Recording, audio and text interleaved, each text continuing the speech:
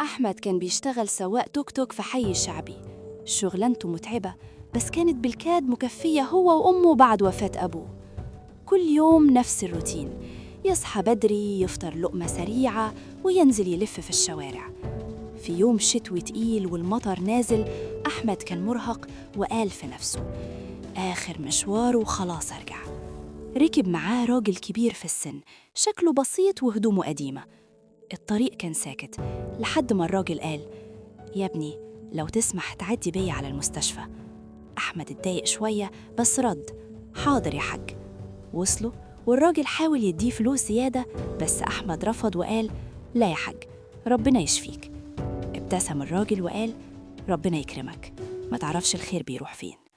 عدى اليوم واتنسى الموقف.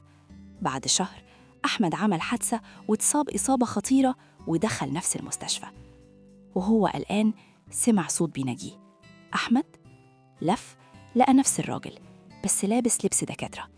قال له: أنا دكتور هنا، يوم ما وصلتني كنت مكسور نفسياً، وطيبتك أثرت فيا، وأنا اللي هعملك العملية. العملية نجحت وأحمد خرج ماشي على رجليه.